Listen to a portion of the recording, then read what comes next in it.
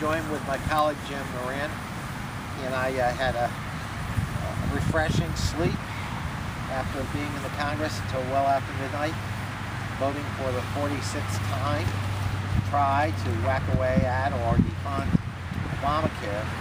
But this time it was different. This time the Republican majority recklessly decided to hold the entire country hostage until they get what they want.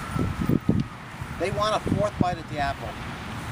Normally, in the legislative process, there's a bill, and you either get your way in that bill or you don't. That bill was passed and duly signed into law by the President of the United States.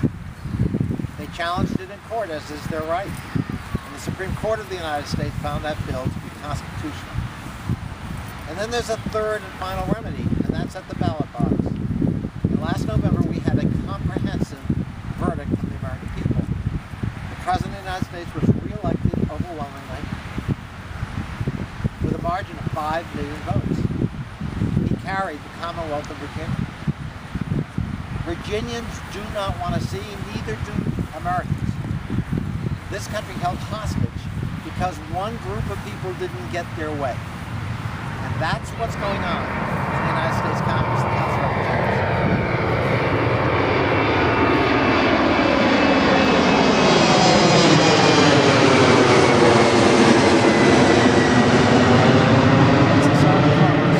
I'm glad something's still working in Washington, D.C. Joy of the Lord shuts down. That's right. Behind us, all around us, is a panorama of our nation's capital. And within 24 hours, this place could shut down. That must be averted. The economic consequences for the United States, and more particularly here in the Commonwealth of Virginia, would be catastrophic. We've already seen in Virginia, because of the reckless policies of this Republican majority, a fall, a decline in the median household income. That's due directly to sequestration and defense cutbacks and other federal cutbacks as well.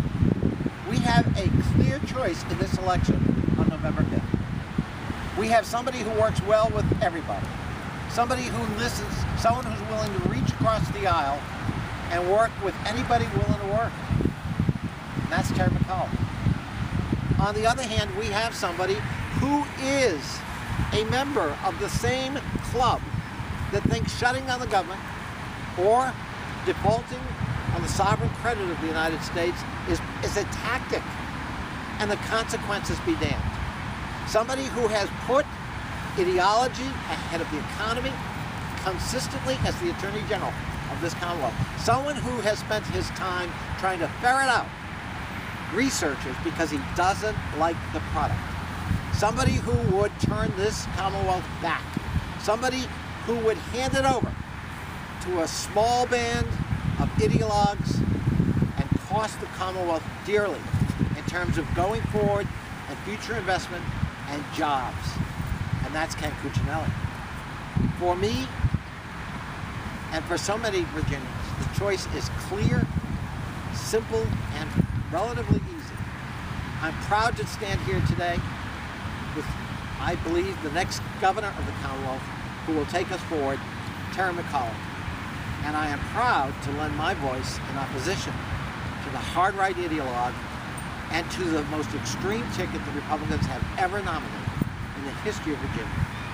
And I hope that they will get what they deserve at the ballot box on November 5th. And I am prepared to do whatever I can as part of Terry McAuliffe's team and that of Ralph Northam for the Lieutenant Governor and Mark Herring for Attorney General to try to keep this Commonwealth on a sane, progressive, growing path.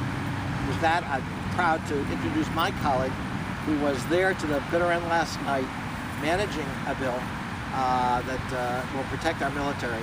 My friend, great voice in the United States Congress, Jim Moran. Thank you, my friend. Gerry, gets this, not just because of his public service in general, but because he had to make one of the largest counties in the country run every day. He was the chairman of the Board of Supervisors.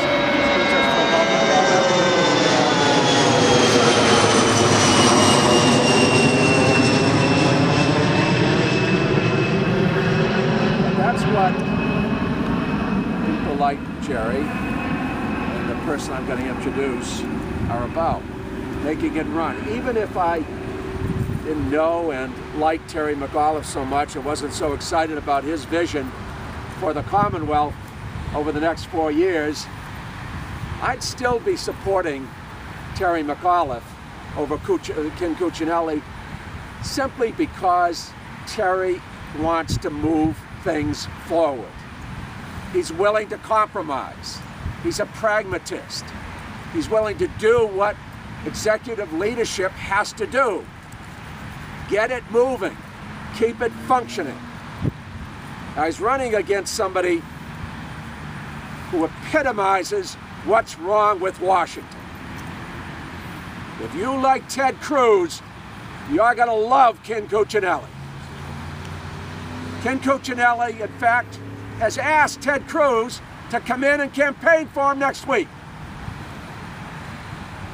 So Ted Cruz is going to have to take a little time off from trying to shut down the government and putting hundreds of thousands of federal workers out of business, not even allowing them to come in on their own time to work. That's what he's about. And it's not about democracy. You know,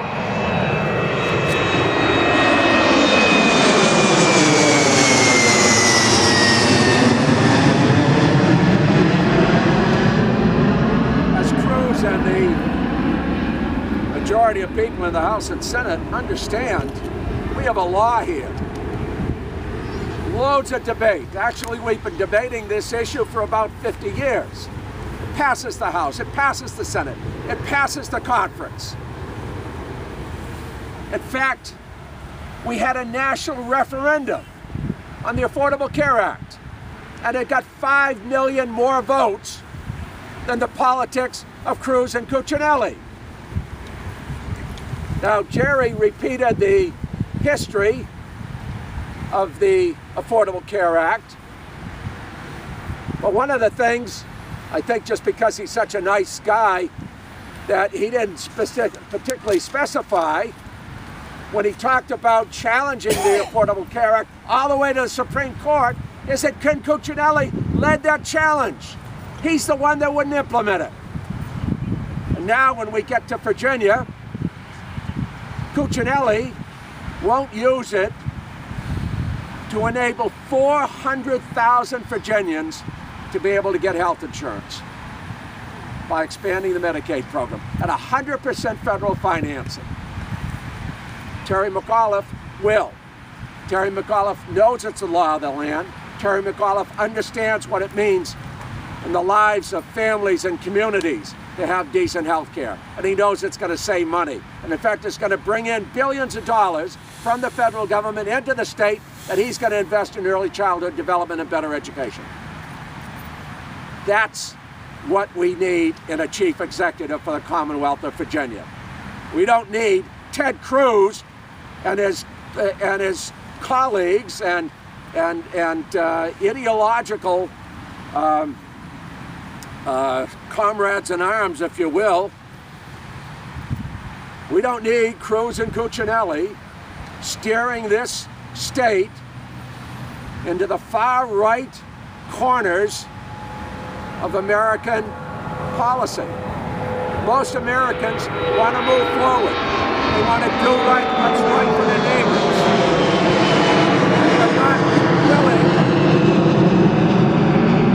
They are not willing to take such extreme positions, unwilling to compromise, that they are, while they serve themselves, their own ambitions, they disserve the public that they were elected to serve. That's what this is about. And so we have, both Gerry and I, have the great honor to introduce somebody who will lead this state, who will expand health insurance, who will do everything he can to keep the government running. If it was Terry McAuliffe, he'd be on the phone calling Republicans and Democrats alike, keep the government funded, because Virginia has the most at stake in keeping the government funded. We have the most to lose, and instead Cuccinelli is on the other side. I'll use my right hand. On the other side, supporting those folks who want to keep this government out of business, supporting things that are causing this shutdown. We've had enough of it. Let's move forward. Let's elect Terry McAuliffe. Let's hear from him now. Well, thank you, and I appreciate everybody coming out today, and I want to thank Congressman Moran and Connolly, and we are so blessed to have the both of them fighting for us in Washington to make sure we're getting back the money that is due us and do anything to help Virginia families move forward. A few days ago, I wrote to Congress and asked them not to use the threat of a government shutdown as a bargaining chip. As we know, a shutdown could mean furlough for nearly 150,000 Virginians and delayed benefit payments for over 800,000 veterans. And let me be clear, Virginia's economic health cannot be collateral damage in the Tea Party's ideological war. Everyone agrees that a government shutdown shouldn't be risked in negotiations. Everyone except Ken Cuccinelli.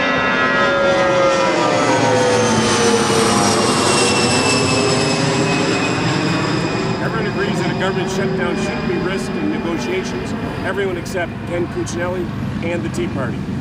Unlike the current mess we have in Washington, Virginia has a tradition of leaders from both parties who set aside ideological differences to forge common sense solutions.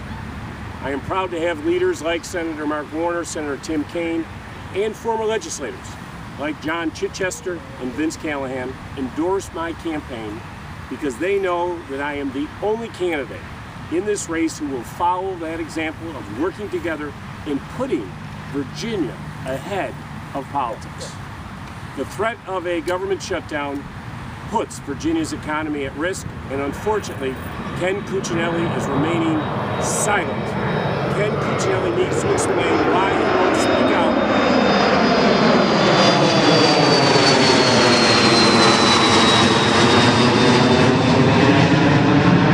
Ken Cuccinelli needs to explain why he will not speak out to protect Virginia's jobs.